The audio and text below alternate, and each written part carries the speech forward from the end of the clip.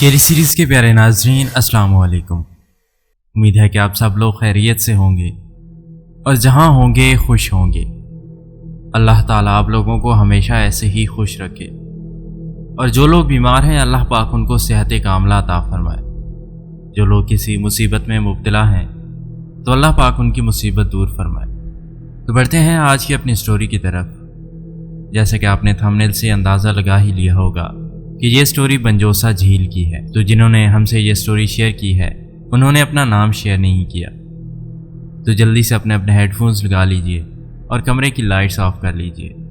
چلتے ہیں ان کی سٹوری، انہی کی زبان ہی سنتے ہیں۔ السلام علیکم بھائی، میں لاہور میں رہتی ہوں اور یہ قصہ بنجوسا جھیل کا ہے جو راولا کوٹ آزاد کشمیر میں واقع ہے۔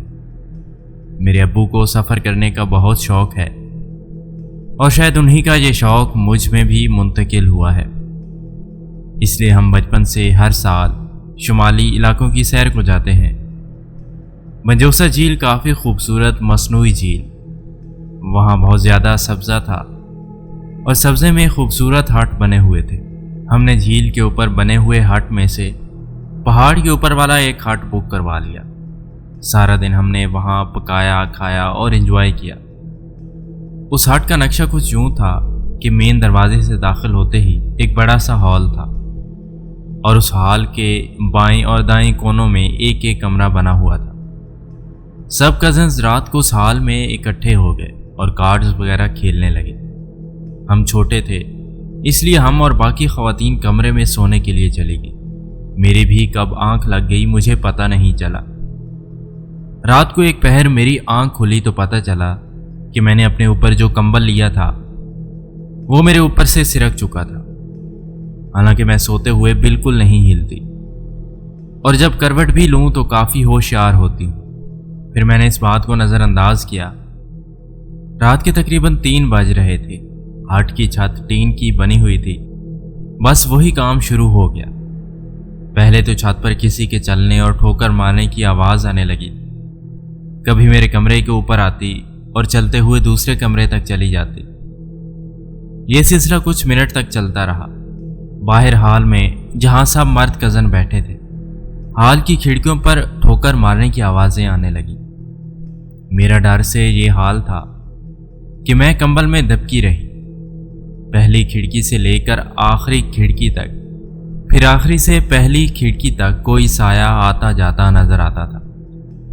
کسی ایک کزن نے اندر سے مذاق میں آواز بھی لگائی، اوئے کون ہے وہاں؟ کوئی جواب نہیں آیا۔ اب یہ سلسلہ ایسے ہی چل رہا تھا کہ اچانک خاموشی ہو گئی۔ سب سہمے ہوئے بیٹھے تھے اور غور سے کان لگا کر سن رہے تھے کہ اچانک مین دروازے پر پتھر لگنے کی آواز آئی۔ دھم!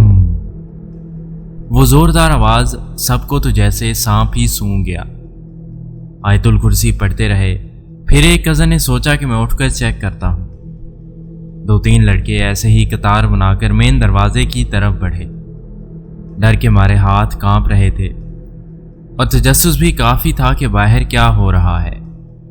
میرا کزن بتاتا ہے کہ اس نے ایک جھٹکے میں دروازہ کھولا اور اس کا اوپر کا سانس اوپر اور نیچے کا نیچے رہ گیا۔ باہر خوب اندھیرا تھا، لیکن چاند کی ہلکی ہلکی روشنی میں درختوں کے سائے اور ہٹس کی دہلیز نظر آ رہی تھی۔